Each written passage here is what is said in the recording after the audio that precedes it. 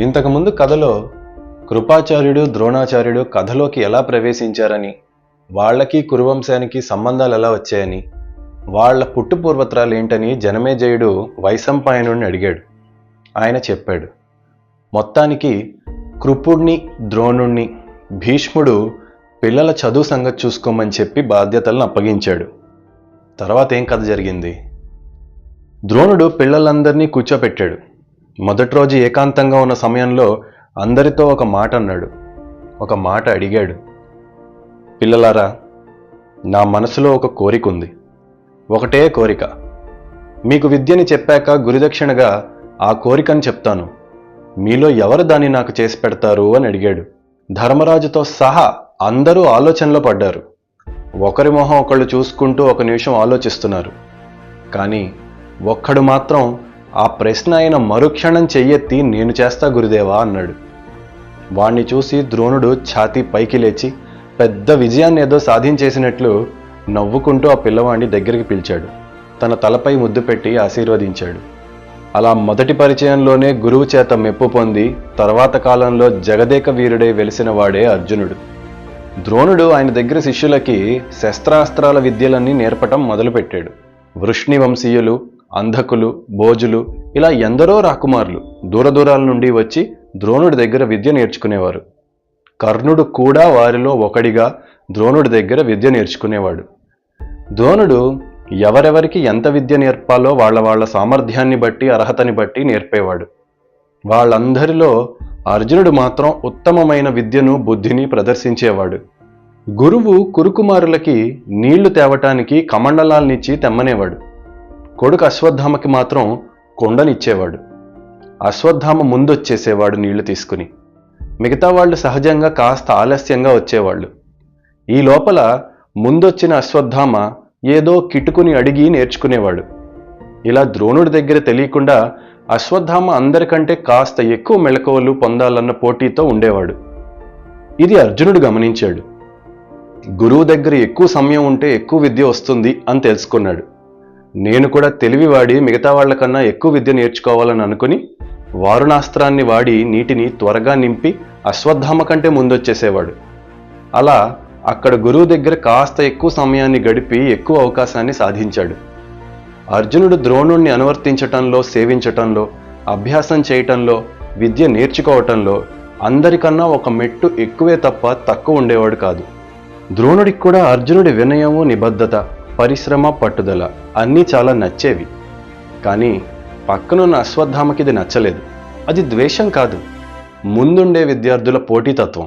సహజంగా తన తండ్రి తనతో కంటే అర్జునుడితో ఇష్టంగా ఉండటం అతనికి నచ్చలేదు. అలాగని అర్జునుడు చేస్తున్న తప్పేం లేదని కూడా తనకు తెలుసు. ఇతన్ని ఎలాగన్నా నేను అధిగమించాలి అనుకున్నాడు. ఒకనాడు భోజనం చేస్తున్నాడు అశ్వత్థామ. ఆయనకి చీకట్లో దీపం లేకుండా తినొచ్చు కదా అనిపించింది. వెంటనే ఆయన గురించి మర్చిపోయి మరొక ఆలోచన లేకుండా పరిగెత్తుకుంటూ వెళ్ళాడు. ఆ అర్జునుడికి కూడా ఆలోచన వస్తే నాకంటే ముందు సాధన చేసేస్తాడని, ముందుకు వెళ్ళిపోతాడని అనుకుని వంట చేసేవాడిని పిలిచాడు. అతనితో ఒక మాట చెప్పాడు. పొరపాటున కూడా అర్జునుడికి చీకట్లో అన్నం పెట్టకు అని చెప్పాడు. కొంతకాలం గడిచింది. ఒకనాడు అర్జునుడి భోజనం చేస్తుంటే గాలికి ఆ దీపాలన్నీ ఆరిపోయాయి. భోజనం మధ్యలో ఉన్న అర్జునుడు చేసేది లేక తడుముకుంటూ భోజనం చేసేశాడు. 2 ముద్దలు తినగానే ఒక ఆలోచన వచ్చింది. రోజు తినే వస్తువులు ఏది ఎక్కడో గుర్తుగా ఉంది కాబట్టి చీకట్లో కూడా తీసుకుని తినగలుగుతున్నా. బాణాల్ని కూడా చీకట్లో వేయొచ్చు కదా అని అనుకున్నాడు. అంతే, చేతులు కడుక్కున్నాక సాధన మొదలెట్టాడు. అది రాత్రి. ద్రోణుడు ఆ శబ్దాలకి లేచి చూశాడు. చూసి మురిసిపోయాడు. నిన్ను మించిన విలుకాన్ని ఈ భూమి మీద లేకుండా చేస్తానని మనసులో అనుకుని సాధన చేసుకోమని వదిలి వెళ్ళిపోయాడు. అర్జునుడికి సాధనలో తను 100కి 100 కాదు, అంతకన్నా ఎక్కువ కష్టం చేయటం చూసి చాలామంది ప్రశంసించారు, కొంతమంది విమర్శించారు. ద్రోణుడు మాత్రం మెచ్చుకున్నాడు, మనసారా దీవించాడు. అంతేకాదు, అర్జునుడు గుర్రాల మీద, ఏనుగుల మీద, రథాల మీద బాణాలు వేయటం నేర్చుకున్నాడు. కత్తి, డాలు, గద, బల్లెం, తోమరం ఇవన్నీ వాడటం నేర్చుకున్నాడు. ఇలా అర్జునుడితో పాటు మిగతా పిల్లలందరూ కూడా నేర్చుకుంటున్నారు. రకరకాల దేశాల రాజకుమారులు ఉన్నారు. ఇంతమంది ఉన్న ద్రోణుడి దగ్గరికి ఒకరోజు హిరణ్యధన్వుడి కొడుకైన ఏకలవ్యుడి పరిచయం అయింది. హిరణ్యధన్వుడు నిషాదరాజు. నిషాదులు చాలా కాలం క్రితం నుండి బుద్ధిలో హింస ఎక్కువ ఉండటం వల్ల మత్స్యకారులుగా, వేటగాళ్లుగా స్థిరపడ్డారు. అలాంటి నిషాదరాజు హిరణ్యధన్వుడు. ఆయన వచ్చి ద్రోణుడికి నమస్కరించాడు. ఆయన కొడుకుని పరిచయం చేశాడు. వీడి పేరు ఏకలవ్యుడు. ధనుర్వేదాన్ని నేర్చుకోవాలి అనుకుంటున్నాడు. మీ పేరు ప్రఖ్యాతులు తెలుసుకుని ఎలాగన్నా మీ శిష్యుడు అవుదామని అనుకుంటున్నాడు. దయచేసి తన్ని స్వీకరించండి అని అడిగాడు. ద్రోణుడు నేరుగా కుదరదని చెప్పాడు. ఎవరికి ఎంతవరకు నేర్పాలో అంతవరకే నేర్పాలి. ధనుర్వేదం అలాంటిది. నిషాదులకి ధనుర్వేదాన్ని నేర్పాల్సిన అవసరం లేదు. అదంత మంచిది కాదు. అందుకని కుదరదన్నాడు. నిరాశతో వాళ్ళు వెనక్కి తిరిగి వెళ్ళిపోయారు. కానీ ఆ పిల్లవాడు ఏకలవ్యుడు ఆసక్తిని మాత్రం చంపుకోలేదు. ద్రోణుడి మట్టి విగ్రహాన్ని చేయించాడు. దానికి నమస్కరించి పూజ చేసి ఆయన చెప్తున్నట్లే తలుచుకుని మనసుకి తలచిన రీతిలో ధనుర్వేదాన్ని నేర్చుకున్నాడు. విచిత్రం ఏంటంటే ఆయనకి శస్త్రాలే కాదు, అస్త్రాలు కూడా ద్రోణుడు చెప్తున్నట్లే అబ్బాయి. ఇదంతా ఎందుకంటే నిషాదులకి రాక్షస బలం ఉంటుంది. వాళ్ళలాంటి గ్రహణ చేయగలరు. కొంతకాలం గడిచింది. కురుకుమారులు వేటకని గురువుగారి దగ్గర అనుమతి తీసుకుని అడవిలోకి వెళ్లారు. కూడా కొన్ని వేట కుక్కల్ని, వాటిని అదుపు చేసే సైనికుల్ని తీసుకెళ్లారు. చాలాసేపు వేట నడిచాక ఆ కుక్కల్లో ఒకటి వీళ్ల అదుపు తప్పి పక్కకెళ్ళింది. దాని వెనక ఒక సైనికుడు పరిగెత్తి వెళ్ళాడు. అది వెళ్ళి వెళ్ళి వెళ్ళి హిరణ్యధనువుడి గూడెంలోకి వెళ్ళింది. ఆ నిషాదరాజు రాజ్యంలోనికి వెళ్ళి అక్కడ సాధన చేస్తున్న ఏకలవ్యుడి దగ్గరికి పోయింది. ఆ పిల్లవాడు మట్టిలో పొర్లి పొర్లి బంకగా నల్లటి శరీరంతో చెమట మట్టి కలిసిన దుర్గంధంతో ఉన్నాడు. అది అతని దగ్గరికి వెళ్ళి మురిగింది. సాధన చేస్తున్న ఏకలవ్యుడు వెంటనే కోపంతో ఆ కుక్క మొహం మీద పదుల కొద్దీ బాణాలు వేసి కొట్టాడు. అది విపరీతమైన నొప్పితో విలవిల్లాడుతూ పోతూ అక్కడి నుండి పారిపోయింది. వేటలో ఉన్న కురుపుత్రులకి ఆ కుక్క గాయపడినది ప్రాణాలంచుల్లో కొట్టుమిట్టాడుతున్నట్లు కనిపించింది. ఇంత క్రూరంగా, ఇంత సమర్థవంతంగా ఆ కుక్కనెవరు కొట్టారని ఒకళ్ళనొకళ్ళు చూసుకున్నారు. వెనకొచ్చిన కాపలా సైనికుడు విషయం తెలుసుకుని చెప్తే ఏకలవ్యుడి దగ్గరికి వెళ్ళి చూశారు. వాళ్ళు రెండే ప్రశ్నలు వేశారు. కుక్కని నీవే నాయలా కొట్టింది అన్నారు. అవునన్నాడు. నీకు ఈ విద్య ఎవరు నేర్పారు అని అడిగారు. ద్రోణుడు అని చెప్పాడు. అంతే.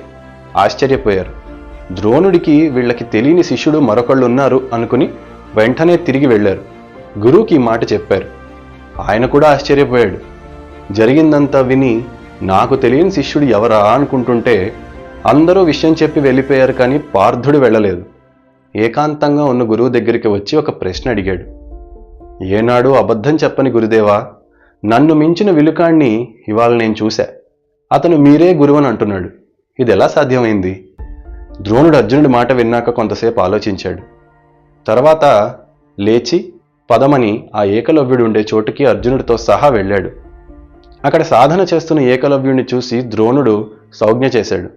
ఈయన్ని చూడగానే ఏకలవ్యుడు ధనస్సు బాణాలు పడేసి పరుగు పరుగున వచ్చి కాళ్ల మీద పడ్డాడు.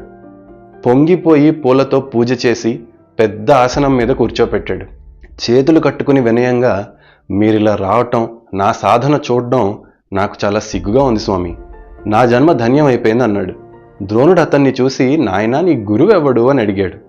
మీరే స్వామి, మీరే నా గురువు అని మనసా వాచా భావిస్తున్నా. అప్పుడు ద్రోణుడు ఆలోచించాడు. మరి గురువుకి గురుదక్షిణ ఉండాలిగా అన్నాడు. తప్పకుండా ఉండాలి స్వామి, చెప్పండి, ఏదన్నా సరే ఆజ్ఞ ఇవ్వండి అన్నాడు. ద్రోణుడు ఎలాంటి సంకోచం లేకుండా నీ కుడి చేతి బొటను వేలివ్వమన్నాడు. ఆ ఏకలవ్యుడు మొహంలో ఎలాంటి వికారం పొందకుండా ఒక కత్తిని తీసుకుని అతని వేలు కోసి నవ్వుతూ ఆ ద్రోణుడి పాదాల దగ్గర పెట్టాడు. అది చూసిన అర్జునుడు ఆ తర్వాత ఏనాడు దాని గురించి మాట్లాడలేదు. ద్రోణుణ్ణి మళ్ళీ ఎప్పుడూ అనుమానించలేదు. కాలం గడుస్తోంది. దుర్యోధనుడు, భీముడు గదాయుద్ధంలో అందరినీ మించిపోయారు. ఒకళ్ళంటే ఒకళ్ళకి మాత్రం స్పష్టమైన వైరం పెరిగిపోతోంది. అశ్వత్థామ ధనుర్వేదంలోని మెలకువలు తెలుసుకోవడంలో అందరికంటే ముందుంటాడు. నకుల సహదేవులు కత్తి పట్టడంలో అందరికంటే మేటిగా ఉన్నారు. యుధిష్ఠిరుడు రథం మీద యుద్ధంలో చాలా నిపుణుడయ్యాడు. కానీ అర్జునుడు మాత్రం వీటన్నిటిలో వీళ్ళందరికన్నా గొప్ప అనిపించుకున్నాడు. భూమి మీద ఇంతటి వీరుడు ఉన్నాడా అన్న పేరు అర్జునుడికి మొదలైంది. అభ్యాసంలో, గురుభక్తిలో అతని దగ్గరలో కూడా ఎవరు లేరు. అర్జునుడు చేసిన పరిశ్రమ, అర్జునుడి అభ్యాసం, ప్రయత్నం మరెవ్వరి దగ్గర కనబడలేదు. అసలు అతని విశ్రాంతి తీసుకుంటాడా అనుకునేలాగా ఎప్పుడూ సాధనలోనే ఉండేవాడు. ద్రోణుడు ఎంతో మెచ్చుకునే రీతిలో అందరికీ చెప్పిన చదువు ఒకటే అయినా అతిరథుడు అన్న బిరుదుని మొదట అర్జునుడికిచ్చాడు గురువు. ఇలా భీముడు బలంలో, అర్జునుడు అన్నిట్లో, కవలలు కత్తితో సాధిస్తున్న ప్రజ్ఞని చూసి కౌరవులు కుళ్ళుకుంటున్నారు. ఒకరోజు ధనుర్వేదంలో శక్తివంతమైన అస్త్రప్రయోగాన్ని పరీక్షించాలని, ఎవడి బుద్ధి ఎలా ఉందో చూద్దామని ద్రోణుడు ఒక పరీక్ష పెట్టాడు. ఆ పరీక్ష అందరికీ తెలిసిందే. అది ఏంటో, ఎలా జరిగిందో నెక్స్ట్ ఎపిసోడ్లో విందాం.